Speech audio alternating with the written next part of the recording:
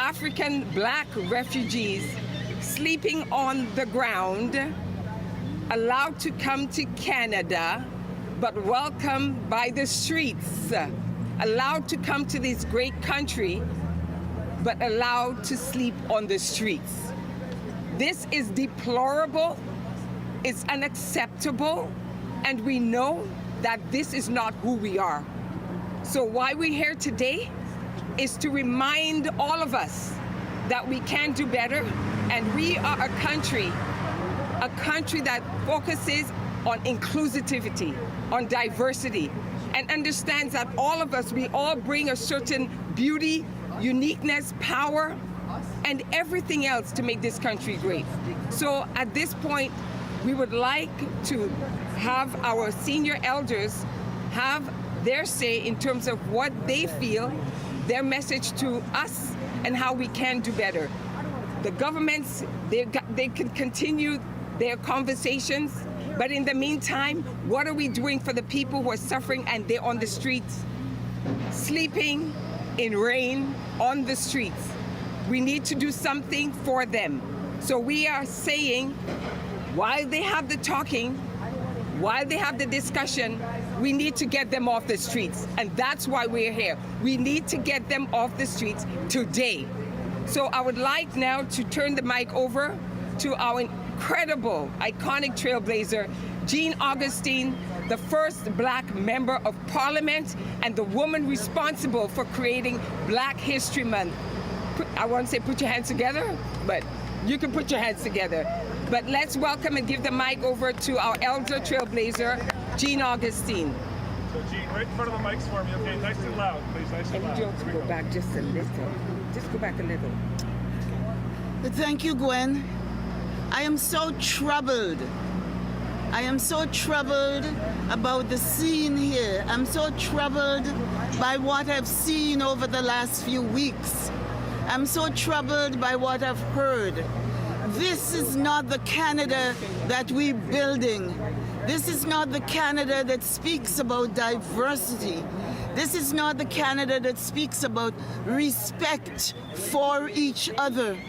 This is not the Canada that get around tables to talk about the situation of refugees, the situation of people around the world who need Canadian help, Canadian assistance, and that we have a country where everyone is welcome and everyone is given an opportunity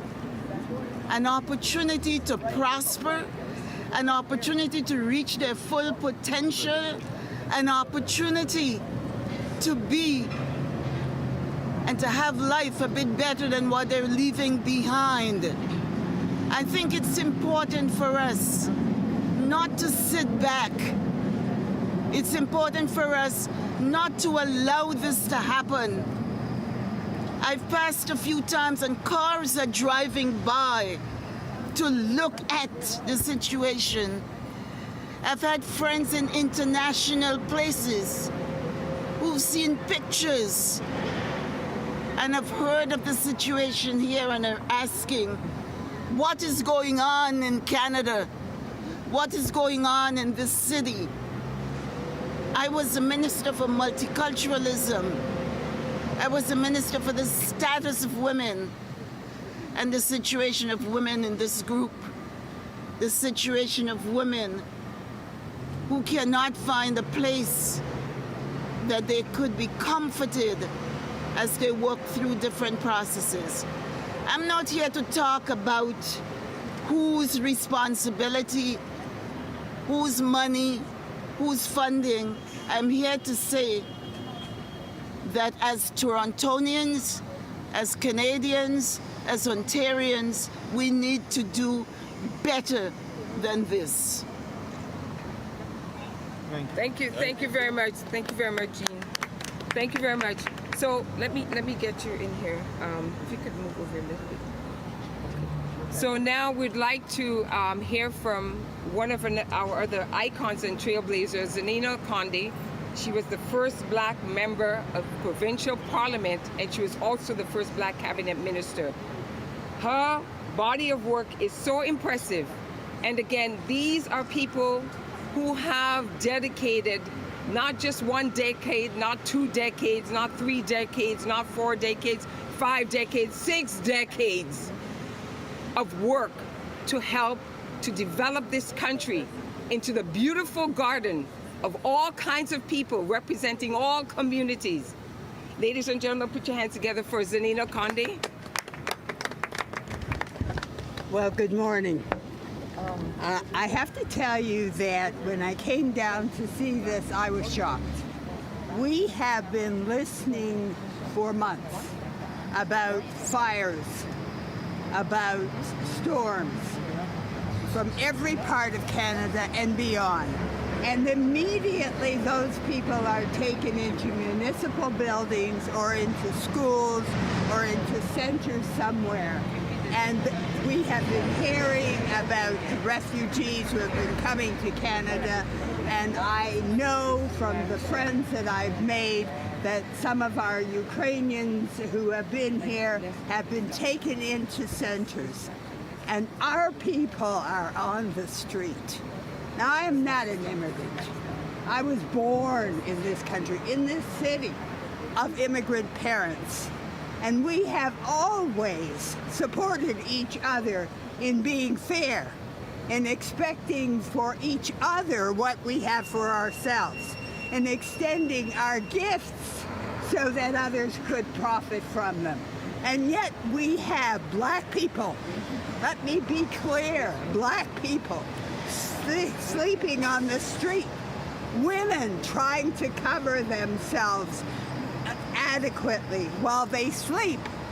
And I must tell you, I am offended. This is not the Canada that I went to school and learned with. This is not the Canada that I taught hundreds and hundreds of children to be able to contribute to. This is not the Canada that I went to the University of Toronto and taught teachers how to teach so that they could make them welcome. This is not that Canada, and I want, no. I insist that my tax dollars be spent to give equal service to my people. And once again, I have to talk about my people in a country where I've been raised, in a city where I've been raised living with Italians and Jews and Ukrainians and white people and black people and people from all parts of this world. We have allowed my people to be so disrespected. I will not stop talking about this. I will not rest until they get equity. Never. Thank you, ma'am. Thank you. Thank you. One second. So here is the other interesting thing. We are interested in getting these our beautiful brothers and sisters off the streets today. We want Canadian citizenships for them now. Immediately. We want them off the streets today. Immediately. All they're asking for in this great country, in this great city, is some place where all of them can be together while the governments talk and negotiate and do whatever it is. They should not be on the streets any longer. We put out an ask to this gentleman, which I'm sure all of you know of. Come here, Mohammed. We said, he brought food yesterday, which was beautiful. We love your food. But I said, thank you for what you're doing in terms of feeding our community. But what we really need is a place where they could lay their heads, is a place where there's shelter from the rain and the cold, is a place where they can be temporarily, at least until the governments, they figure out what they want. And I asked you, are you prepared? Are you okay to pay for that? And what did you say? I said we will for sure. Okay, so you come we will here and fundraise. tell us, take the mic, and this is what we talk about, Canadians. take the mic. Thank It's you. all about us helping together to each other and working together. So Thank you very much. Thank you very much. I've been watching this for many days and weeks, and I was hoping that we'll see the government stepping up. And I'm not here to decide which level of government. I probably don't even know which level of government need to step up. They all need to step up. Someone has to do it, and they'll figure it out after. I just simply think that we have shown that we are able to help people. We were able, and I'm very happy to help the Ukrainian refugee. I was part of helping as well the Syrian refugees, and we can help these people and we can help them immediately. And the difference of me hearing in the government and people texting me saying, Mohammed's gonna take 4 or 5 days. The difference, those 4 or 5 days are many, many minutes for these people who are in the street. And we need to do it immediately. And I hear the voices of the people that wants a permanent solution, because you have to be in their shoes to understand. If you're gonna go to another temporary solution, then another temporary solution, you're still feeling in the street and you can't build the life. And you know what I felt yesterday when I came here? I felt that we let them down. And we need to confirm to them that Canadian dream is alive, and Canadians are not okay. We are disappointed of all the governments level that they have not stepped up and stepped in to resolve it, and that's what I'm hoping to.